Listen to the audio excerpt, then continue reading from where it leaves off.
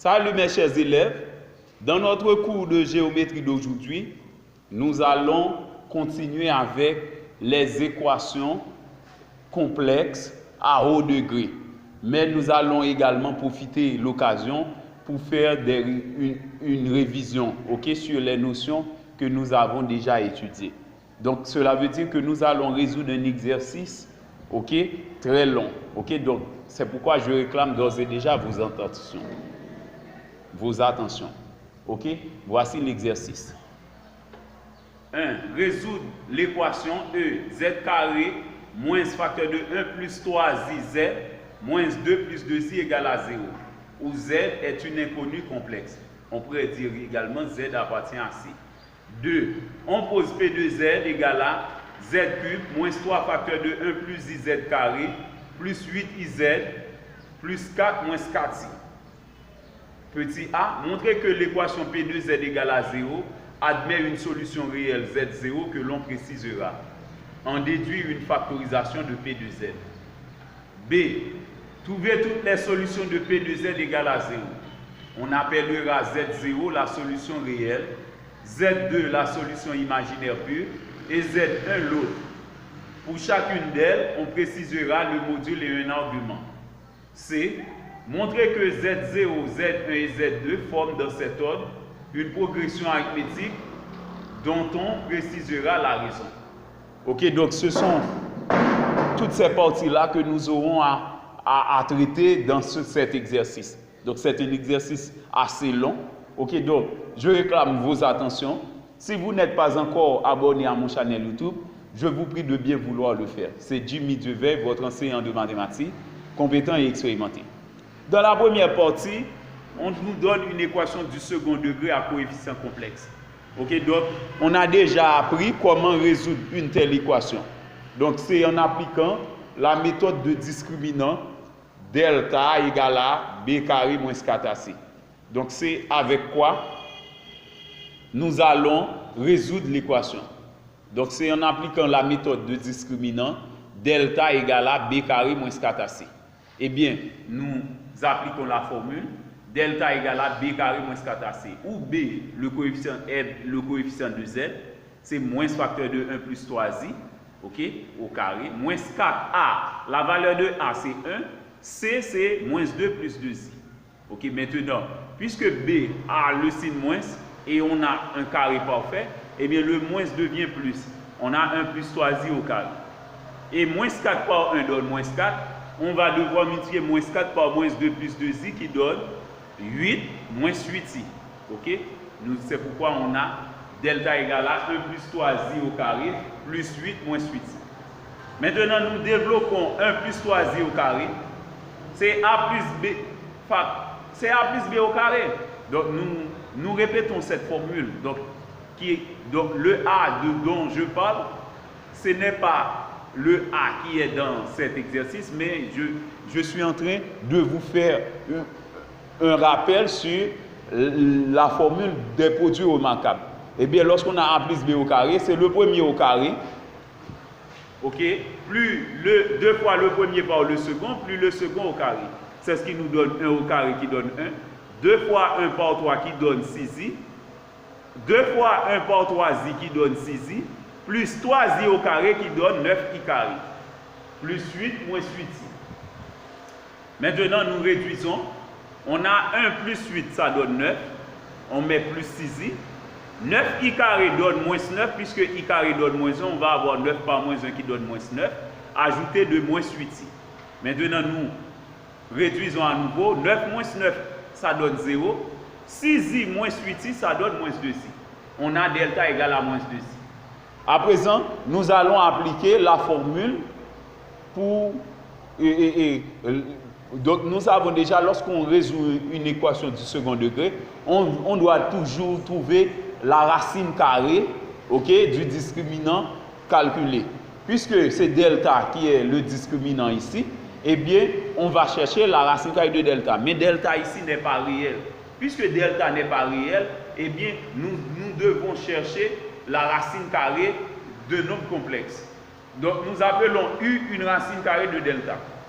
Donc, lorsque nous abordons et lorsque nous avons abordé cette notion racine carrée de nombre complexe, on avait plus ou moins, donc c'est U par exemple, on a pris, c'est plus ou moins racine carrée, par exemple avec un nombre complexe Z égale à A plus BI, on dit c'est plus ou moins racine carrée de A plus module de Z sur 2, facteur de 1 plus BI sur A plus module de Z. Mais ici, je ne vais plus dire A. Pourquoi? Parce qu'on a déjà A ici dans cette équation du second degré. Pour ne pas avoir la confusion totale, eh bien, nous identifions A qui représente la partie réelle. La partie réelle qui est 0. C'est 0 plus le module de delta sur 2 sous le radical. Facteur de 1 plus, de la formule, c'est 1 plus BI.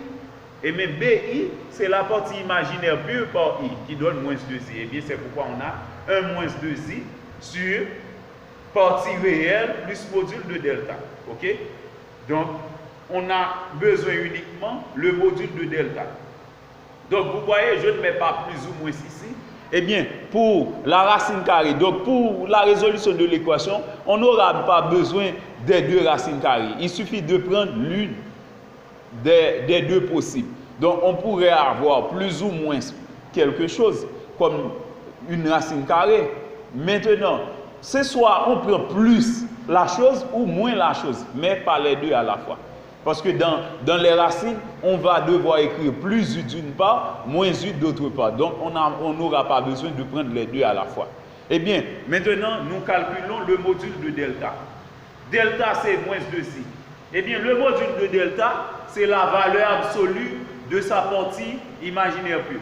Ok, donc je vous dis que cette technique, lorsque un nombre complexe n'est pas complet, c'est-à-dire si le nombre complexe a une seule partie, soit la partie réelle uniquement ou la partie imaginaire pure uniquement, c'est-à-dire lorsque le nombre complexe est soit réel ou imaginaire pur.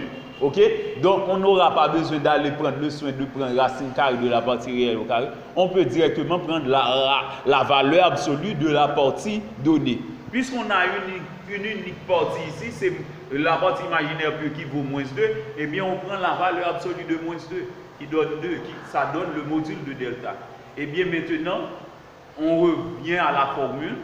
U, c'est racine carrée de 0 plus module de delta sur 2, facteur de 1 moins 2i sur 0 plus module de delta.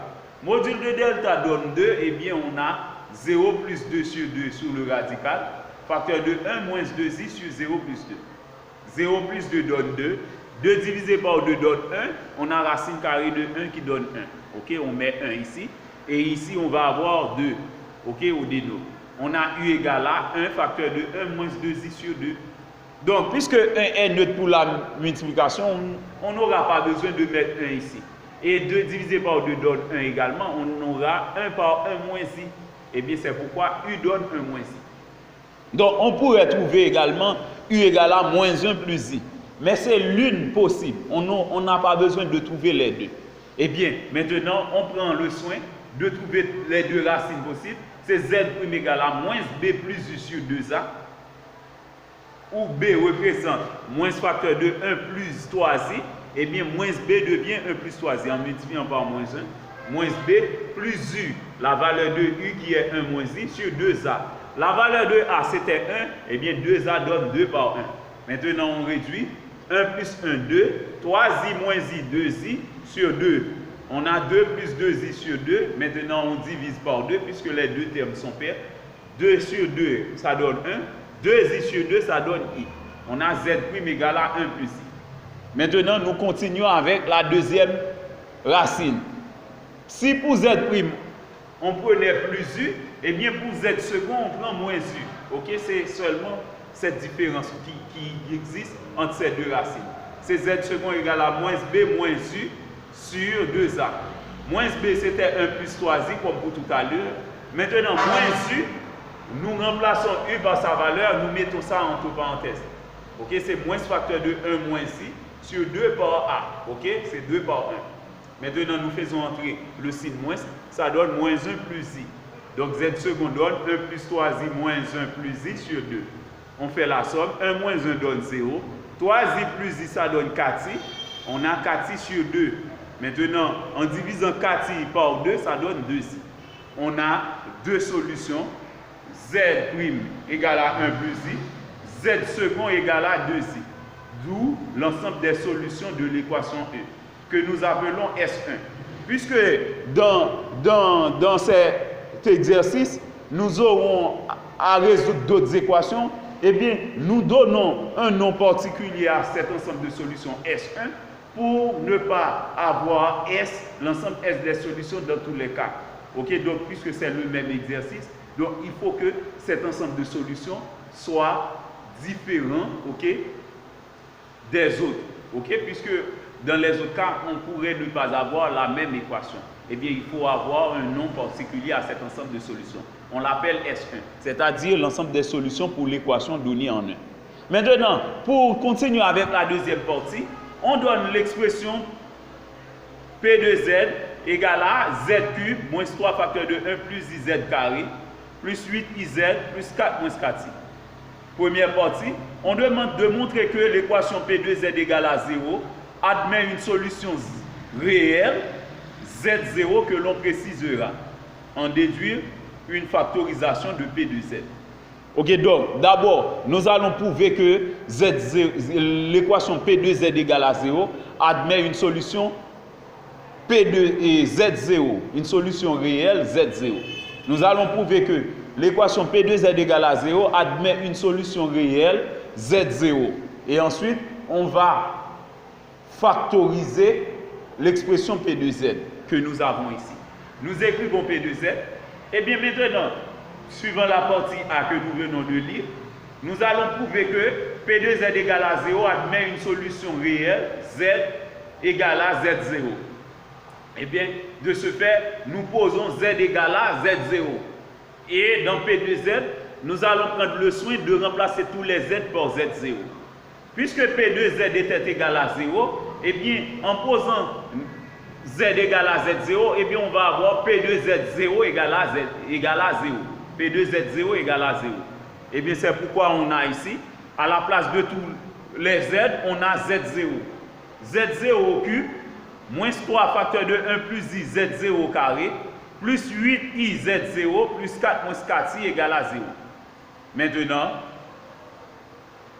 nous développons Z0 au cube, moins 3 par 1 par Z0 au carré, ça donne moins 3Z0 au carré. Moins 3 par I par Z0 au carré, ça donne moins 3I Z0 au carré. Plus 8I Z0, plus 4 moins 4I égale à 0. Ok, donc ça c'est une équation.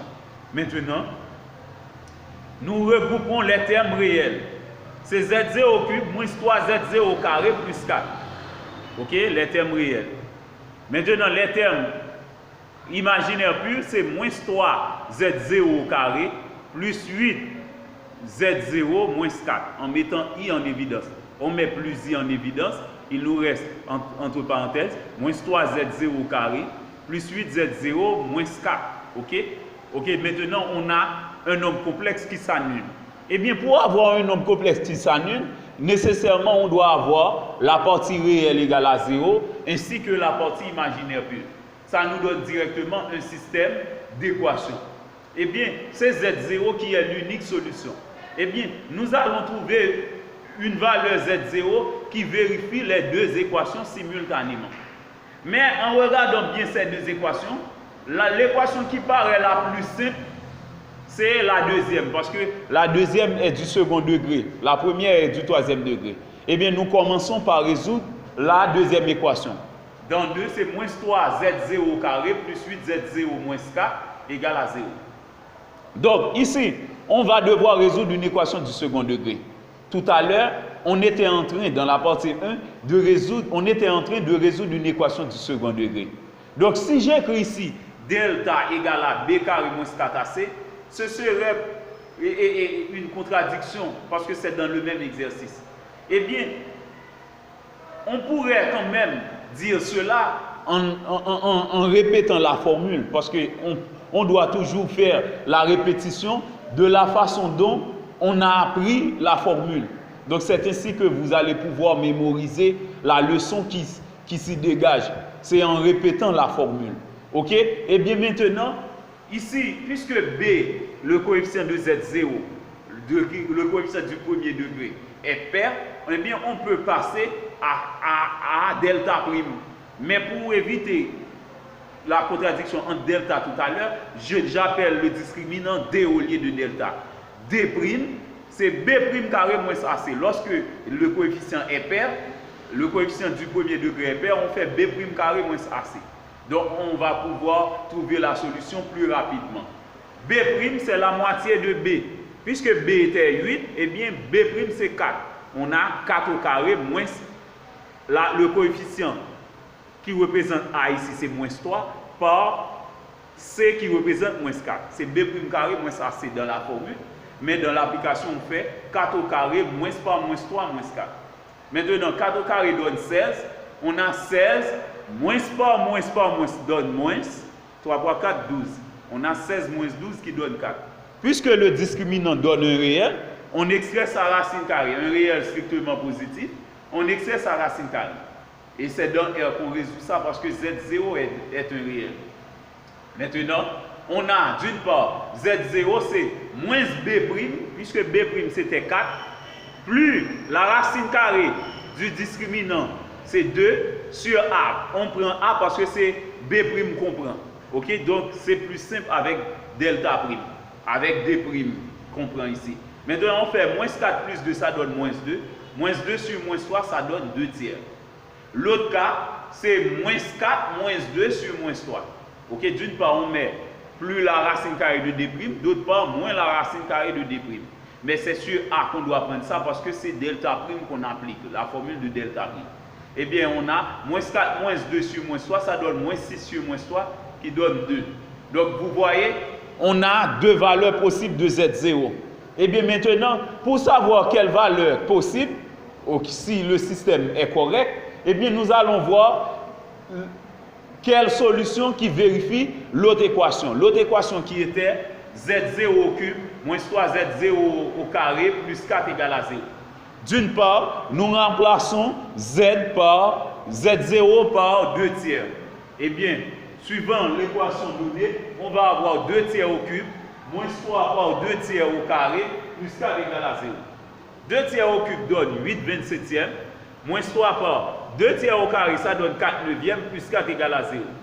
Moins 3 par 4 neuvième, ça donne moins 12 neuvième, plus 4 égale à 0. Donc, assurément, cette équation est impossible parce qu'on devrait avoir cette somme égale à 4, égale à moins 4 pour que ça donne 0. Puisque ça donne 4, et bien cette somme devrait donner moins 4 pour que ça donne 0. Et bien maintenant, on fait le déno commun. Le déno commun, c'est 27. Puisque ici on a déjà le déno 27, eh bien on conserve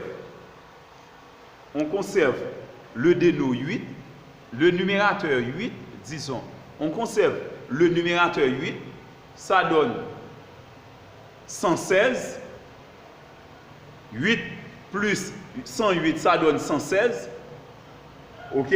Maintenant, lorsqu'on extrait 36 dans 116, ok, donc si on extrait, disons, si on extrait 136 dans 116, eh bien, on va avoir assurément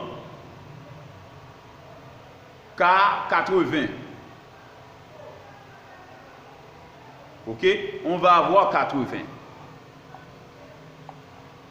Donc, on trouve par conséquent 80 égale à 0. Puisque on trouve 80 égale à 0, c'est absurde. Parce qu'on ne peut pas avoir 80 égale à 0. Donc on fait le produit des extrêmes est égal à celui des moyens dans ce cas. Ok? Donc on a 80 égale à 0. Donc le numérateur qui donne 116 moins 36. 116 moins 36 donne 80. 80 égale à 0. Donc puisque c'est absurde, on ne peut pas avoir 80 égale à 0. Donc c'est absurde. Eh bien, Z0 n'est pas égal à 2 tiers. Maintenant, nous vérifions le cas où Z0 donne 2. Pour Z0 égale à 2, pour Z0 égale à 2, nous prenons le soin de remplacer dans cette même équation, c'était tout à l'heure 2 tiers, et bien à présent, nous remplaçons ça par 2. c'est 2 au cube moins 3 par 2 au carré plus 4 égale à 0. 2 au cube moins 3 par 2 au carré plus 4 égale à 0.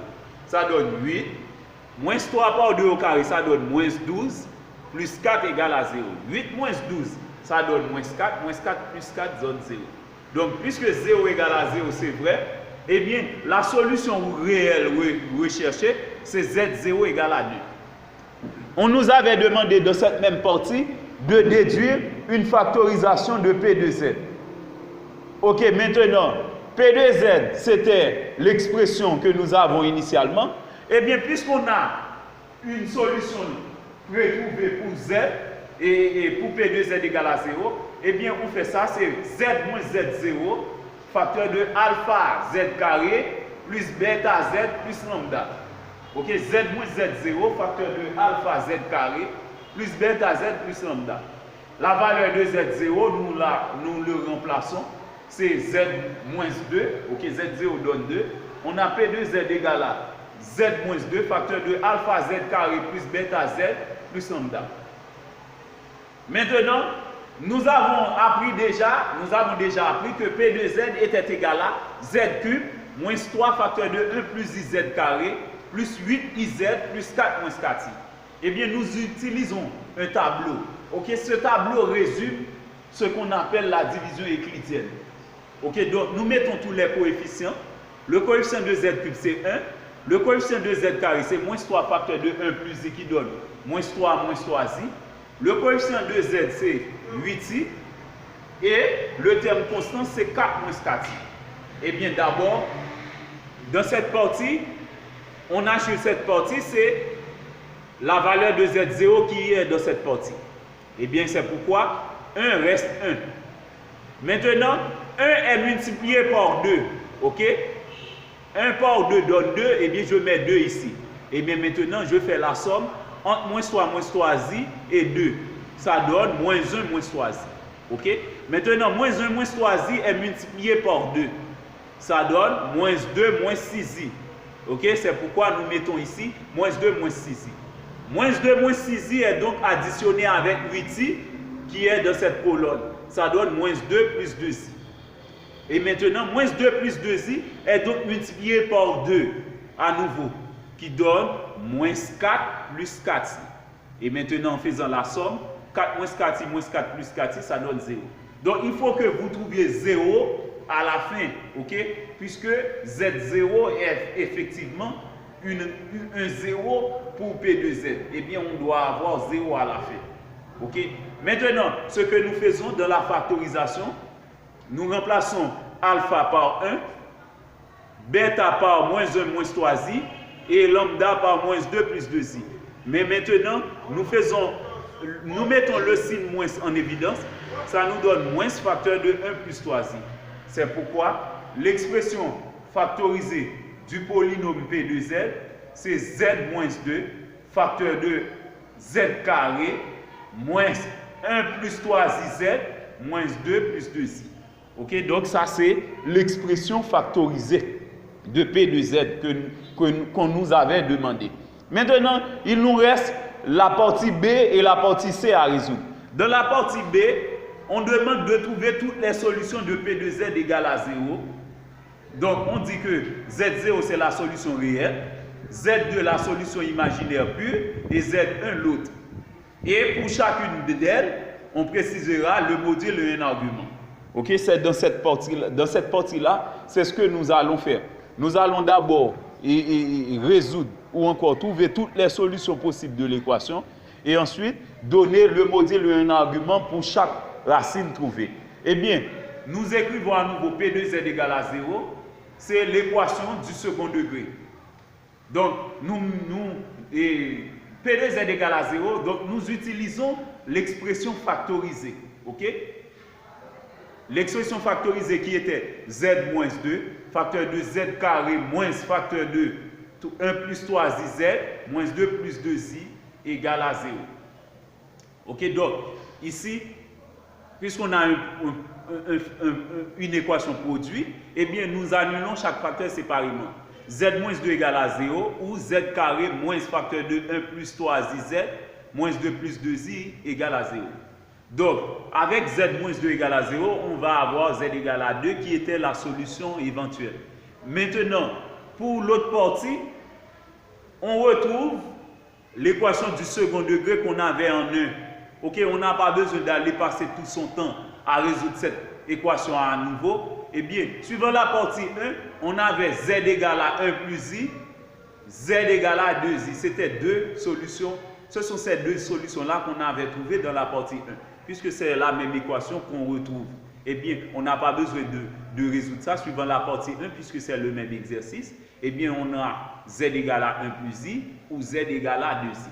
Eh bien, la solution finale que nous appelons l'ensemble des solutions, nous appelons ça S dans B, c'est 2, 1 plus i, 2i. Maintenant, on nous a demandé également de trouver le module et un argument pour chacun de ces racines. Ok, donc, on a demandé d'appeler Z0 la racine réelle. Eh bien, Z0 égale à 2. Sans perdre de temps, le module de Z0, c'est la valeur absolue de 2, puisque Z0 est réel. C'est la valeur absolue de 2 qui donne 2. Et un argument de Z0, c'est θ0, tel que cos θ0, c'est la partie réelle de Z0 sur le module de Z0. Donc, cos θ0 donne 2,5 qui donne 1. Maintenant, sin θ0, c'est la partie imaginaire pure. La partie imaginaire pure ici, c'est 0, puisqu'il n'y a pas dit. Eh bien, sin θ0 donne 0 sur le module qui donne 2. 0 sur 2 qui donne 0. Donc, suivant le tableau, cos 0 donne 1, sin 0 donne 0. Donc, on peut prendre θ0 égale à 0 comme. Donc, j'ai failli mettre 0.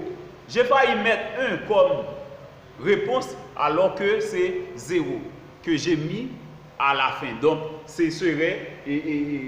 Donc, c'est une faute de rapidité. Donc, j'écris vers 1 ici alors que c'est 0 que j'écris ici. Donc, c'est avec rapidité que j'écrivais tout à l'heure. J'ai failli mettre θ0 égale à 1, mais c'est 0.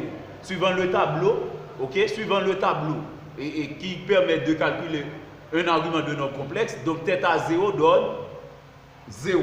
Eh bien, c'est pourquoi on a Z0 égale à 2, 0, comme forme polaire. Maintenant, Z1 égale à 1 plus i. Donc, on fait choix de Z1 égale à 1 plus i parce qu'on a demandé de choisir Z2 comme le nombre complexe qui est imaginaire pur. Ok, Z2 c'était le nombre complexe imaginaire pur. Eh bien, si Z2 est le nombre complexe imaginaire pur, eh bien, on va avoir Z2 égale à 2i. Donc, assurément, Z1 c'est 1 plus i. On a Z1 égale à 1 plus i. Eh bien, le module de Z1, c'est la racine carrée de la partie réelle au carré qui donne 1 au carré, puis la partie imaginaire pure au carré qui donne 1 au carré à nouveau. Racine carrée de 1 au carré plus 1 au carré, ça donne module de Z1 égale à racine carrée de 2. Donc, maintenant, un argument de Z1, c'est θ1 tel que cos θ1 donne partie réelle sur module, 1 sur racine carrée de 2. En rang rationnel, ça donne radical de 2 sur 2. Et sin θ1, c'est partie imaginaire pure sur module. C'est 1 sur racine carrée de 2, qui donne à nouveau racine carrée de 2 sur 2. Suivant le tableau, θ1 donne pi sur 4. Ok? Si θ0 donnait 0, mais θ1 donne pi sur 4. Eh bien, c'est pourquoi on peut donner Z1 sous sa forme polaire, c'est radical de 2 pi sur 4. Maintenant, pour Z2, puisque Z2 est imaginaire pur, son module, c'est la valeur absolue de la partie imaginaire pure. C'est la valeur absolue de 2 qui donne 2. Maintenant, un argument de Z2, on l'appelle θ2 tel que cos θ2 donne la partie réelle sur le module, 0 sur 2 qui donne 0. Et sin θ2, c'est la partie imaginaire pure sur le module qui donne 2,5, qui donne 1. Cos θ2 donne 0, sin θ2 donne 1. Et bien, suivant le tableau, on peut prendre θ2 égale à pi sur 2, puisque cos pi sur 2 donne 0, sin pi sur 2 donne 1. Donc, le module, un argument de Z2, c'est 2 pi sur 2. OK? Donc, on donne Z2 sur sa forme polaire, comme dans les autres parties. Maintenant, pour terminer avec le cours d'aujourd'hui, si vous n'êtes pas encore abonné à mon chaîne YouTube, je vous prie de bien vouloir le faire. C'est Jimmy Devey, votre enseignant de maths, compétent et expérimenté.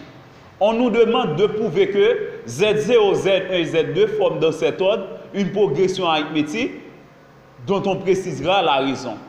Eh bien, on a Z0 égale à 2, Z1 égale à 1 plus I et Z2 égale à 2I. Eh bien, si Z0, Z1, Z2 forment dans cet ordre une progression arithmétique, eh bien, il faut que lorsqu'on fait la somme, la demi-somme des deux termes intermédiaires, il faut que ça donne le terme, les deux termes extrêmes, ok, il faut que ça donne le terme intermédiaire. Donc, si on fait Z0 plus Z2 sur 2, ça doit donner Z1. Eh bien, on fait Z0 plus Z2 sur 2.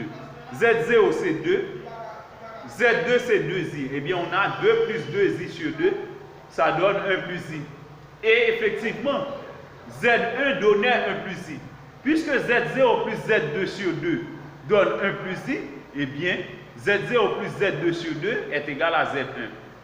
Les racines de l'équation P2Z égale à 0 forment une progression arithmétique de raison R égale à Z1 moins Z0. Puisque Z1 était le terme qui suit Z0, eh bien, si on fait Z1 moins Z0, c'est sûr qu'on va avoir la raison. De même, si on fait Z2 moins Z1, eh bien, on fait Z1 moins Z0, ça donne, la valeur de Z1 c'était 1 plus I, et Z0 c'était 2. Eh bien, on a 1 plus I moins 2 qui donne moins 1 plus I. Eh bien, en conclusion, Z0, Z1, Z2 forment dans cet ordre une progression arithmétique de raison R égale à moins 1 plus I. Ok, donc, c'était tout pour aujourd'hui. Ok, donc, si mes explications ne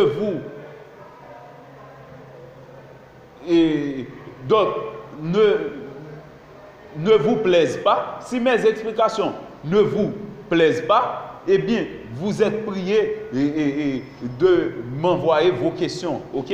Donc, ainsi, je vais pouvoir vous donner davantage d'explications.